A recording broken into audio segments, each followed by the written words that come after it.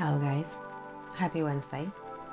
I finally made it for the spiritual Wednesday as I planned like a long time ago to do this once a week. And I'm gonna be sharing again what is happening for us energetically, what might be happening in your body.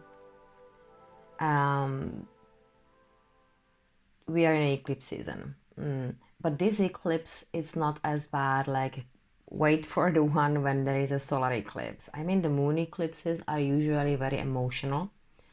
So it's more like on the emotional level. The solar eclipses are a little bit more tangible. It is more manifesting in your reality, like let's say a fire in the house, like for me. You can crash the car or things like that. So, but this year, the eclipse season, all the three eclipses we have, the most drastic one I find out usually is the one around November, the end of the year. For me, that eclipse is always absolutely nuts. It's like this culmination of all the year, the pressures, the frustrations, everything what is happening in your reality, what you don't like on whatever type of level, be it in the relationship or be it at work or be it in your house situation or be it in your, I don't know, whatever it is. So this year is gonna be a lot about reinventing yourself, and we're gonna be looking a lot on the identity.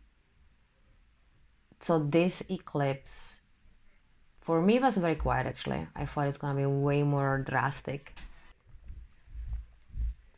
Interferences, distractions, that's gonna be very common. Pay attention how you spend your energy, obviously. And because I got a lot of messages last time about undirected energy, and I know that I have got a little bit of a problem now to navigate. I a little bit followed my spiritual background, as I always say. Interferences and distractions are gonna be huge. Interferences are gonna come for the people who you love the most, you're closest to you. Pay attention to what you consume, because the interferences are gonna be coming through there too. And how much you're giving yourself away to others. Yeah, because most of the people, especially if you're female and you have a kids, we've got the tendencies to overstretch ourselves and giving ourselves to others way more than we should. So we're gonna be again looking how we spend energy. We're gonna be detoxing because it's a spring. Definitely, it is highly recommended. What is happening in the body? I heard a lot of people talking about the solar flares.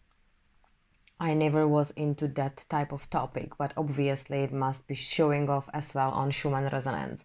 So I'm more looking usually on the Schumann Resonance. There were some peaks yesterday.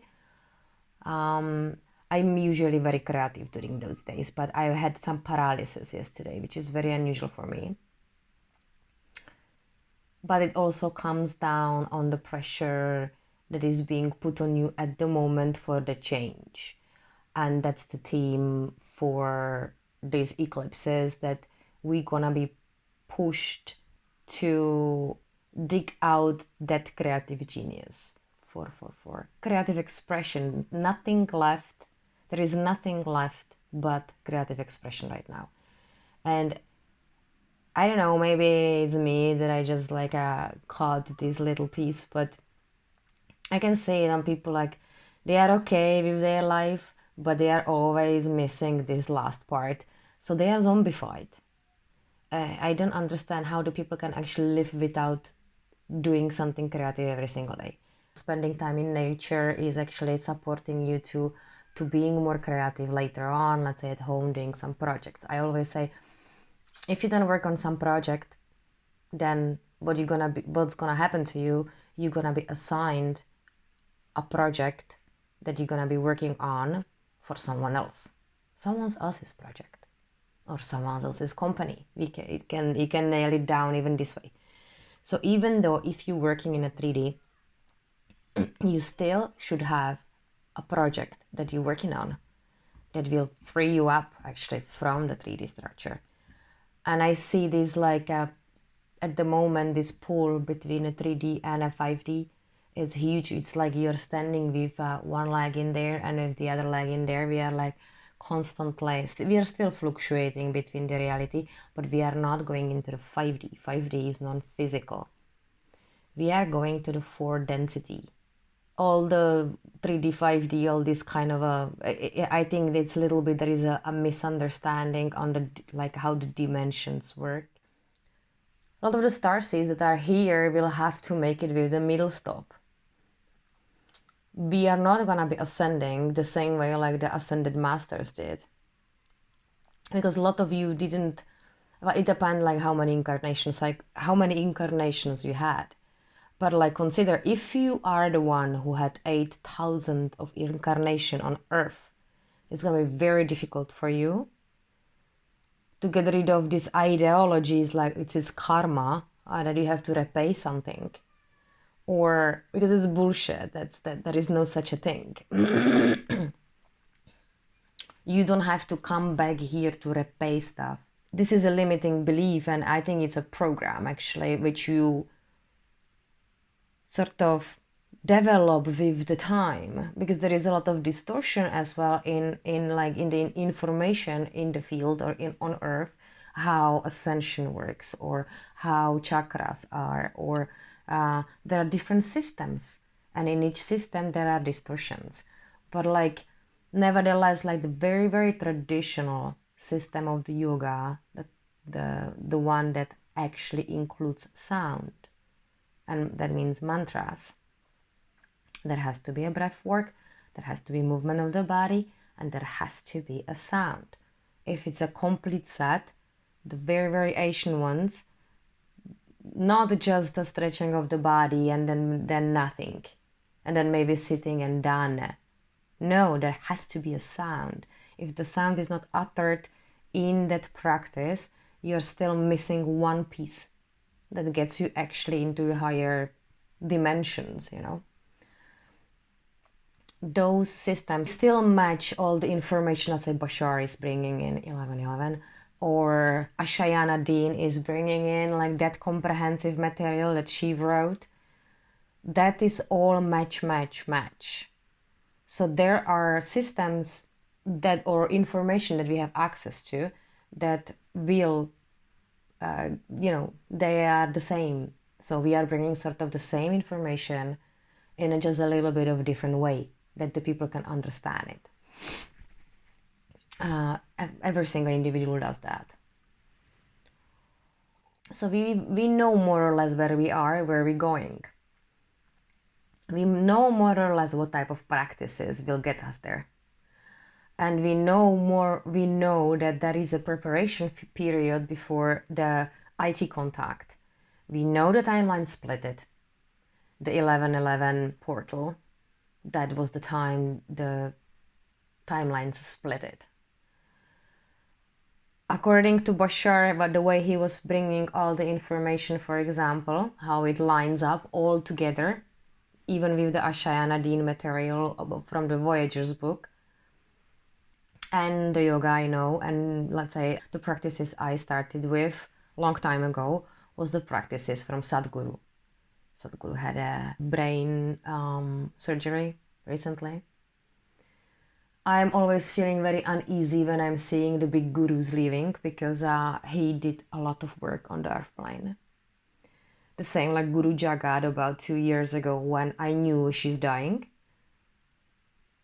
I am always, when these big figures that like transform my life, they're part of my life, gave me some like spiritual practices that were absolutely profound, and then they leave the earth plane, it always makes me feel very uneasy. So he had a blood in the brain, so he's after the operation, so this is looking like, I knew that he's going out. He's going. I remember the talks when he was saying that he was not really, he didn't decide it yet if he's gonna stay or go. That was I think that was last year. I caught some of his satsang where he got a little bit open on this type of a thing, because I know he's doing some sort of occult, leaving some of his energies in here, and that obviously strip you of a lot of your strength. Also, we are living in a very difficult times. Everything is very intense. So we will see more of these big leaders as well leaving. That's as well how you know the timelines split it, for example. When such a person like Sadhguru, I know that every yogi knows when he's dying.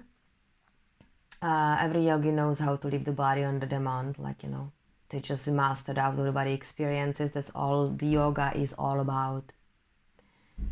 You know, I love when the yogis say, oh, it's the night of the tremendous possibilities. So it seems to me that like everybody is now like asking the question what to commit to long term.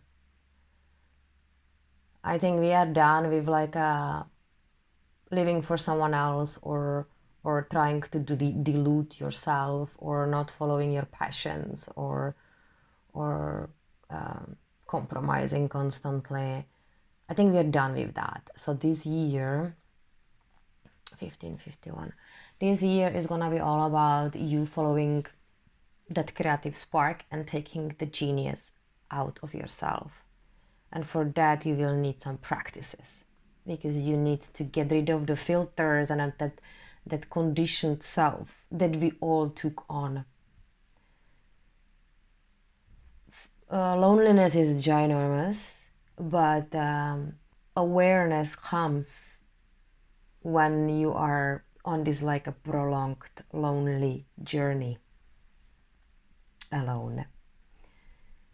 Somebody was asking me once like about a Kundalini awakening, where like this is a one-way ticket. You will lose everything and everyone, and yourself as well, like the idea of yourself. So most of the people idealize this Kundalini awakening thing. First of all, it will come to those who don't really seek it. You know, like for me, I didn't even know something like that existed.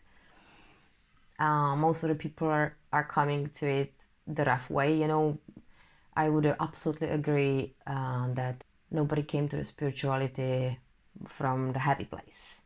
You know, usually you have to go through something rough to get there, and you have to be willing to die. So I'm not really working with the Kundalini like the way I probably supposed to. I try to suppress all the stuff, but that's not possible. You have to completely change the way you live, and you become so sensitive that you are not gonna be able to live in the 3D. That's the whole point of it, actually. You sort of are pulled out of it this way, and you have to let it work because you don't have any other option. It's like this boss wakes up and say, oh, no, this all have to go, this bullshit, this clutter. No, we plug you into your higher self.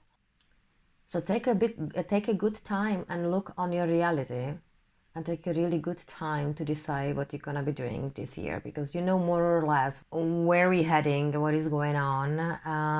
We are in absolute unknown, so we cannot really predict how, you know, we cannot really prepare as much, but we can still check on the people who are bringing something. Like say Bashar is doing some preparation phase.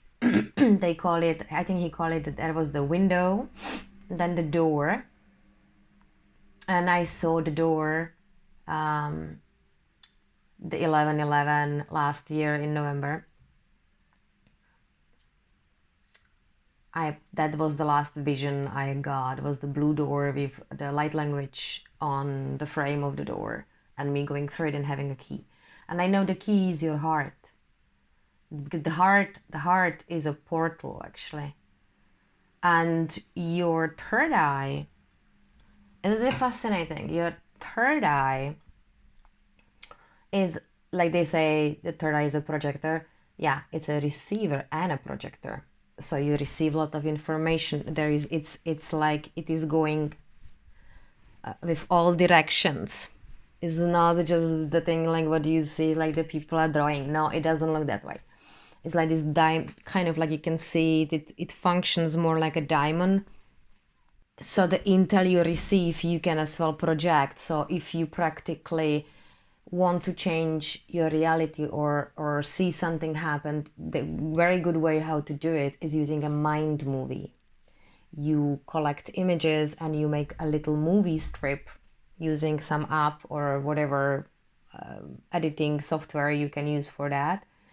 Put there a music which is really like a lighting you up, and constantly watching it. If you constantly watching it, you constantly reprinting it, and your mind will one day think that that's the reality, and then will start, and then you projecting it practically into the field, and you become it, or the reality change.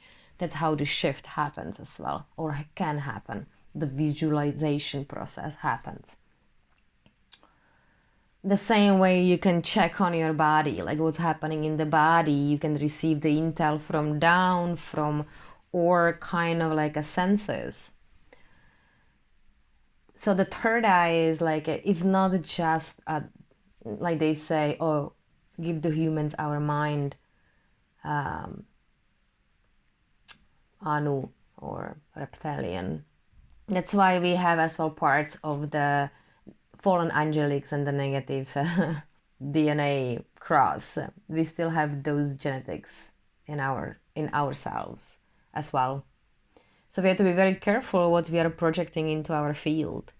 I think like the mastering the mind is still continues, and that's not something that is gonna change. Is to mastering your emotional states, because that is actually what is preventing you, for example, staying longer in Astro. If you are a good lucid dreamer and you remember your dreams, or you leaving the body on demand and all you do this astro projection, whatever Barry talks about, to being able to stay up there is as well, it's important that we master the emotional state and the fear. I definitely have some setbacks at the moment from all the abduction agenda and entities and all kind of stuff what I encounter on my journey. So I'm definitely having some sort of, not blocks, but like something is, I'm still getting used to again to get back into being okay, like to hang around with the extraterrestrials like I did in the past. Way more. After the implants, I discovered my belly that were reversing as well the flow of the prana, or actually draining me up practically. The reversed prana was done more by the Jehovah's seals, but the devices or the implants that the Greys or other extraterrestrials placed in us are no fun. They have to be located. You have to find it in the body if you have some, and you have to find out when it got there. Because for me, I was quite surprised that for me it got there when by the childbirth, by my daughter's childbirth, when I was on the table. I know there was something happened in that in there. I was collapsing, so something happened there. It's good to find out when it happened, if it was like, if you were imprinted by coming into this incarnation, or if that happens during your incarnation, this incarnation, you know. What is the purpose of the device? Maybe who put it there? I saw the being. I still don't know the name though, but I saw the being and I was not afraid of it. That was quite interesting, and it was still this draconian looking like a face. So it could be, but there are so many. I would not like put them in. I would not put it in the one category because I can't a little bit figure it out. It's probably not a race that I heard of. I don't know, but like the ones I know, I can't find out yet. So I still don't know. Inaction is the killer. I wrote it here.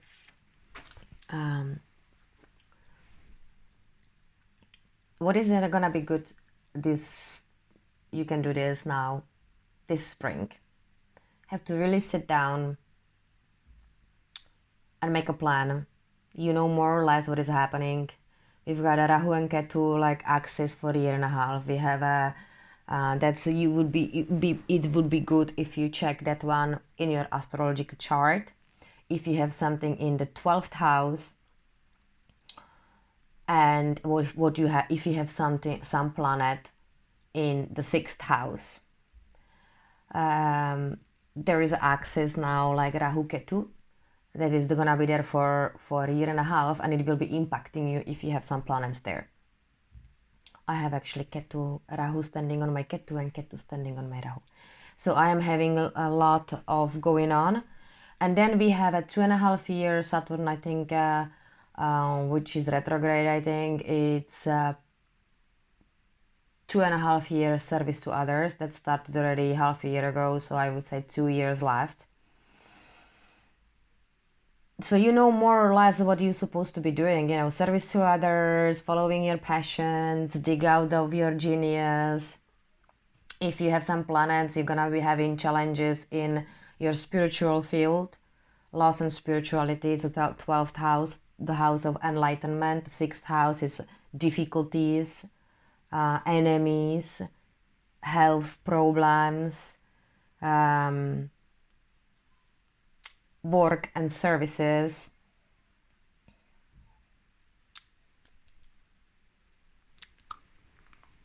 And more. Yeah, so pay attention to what is happening in the body. Somebody was asking me that has some questions about the Jehovah's seals. If you have some questions, you guys, like just put them in the comments below. I will answer them always in the next time. Somebody was asking about dreams. I think I answered that one. I have very few dreams these days. I don't know why, but I had some dreams and I woke up from them, but I completely forgot them. They are more about the people I have in my life at the moment because I'm repeating the cycle and I'm aware of it. It's like I am constantly, when I look on like places I lived, I'm constantly reprinting similar people into my life and going through similar situations. So I am deconstructing that. That's what we're supposed to be doing this year as well. It's called that's how you make sort of, you bring the situation into the 0 point.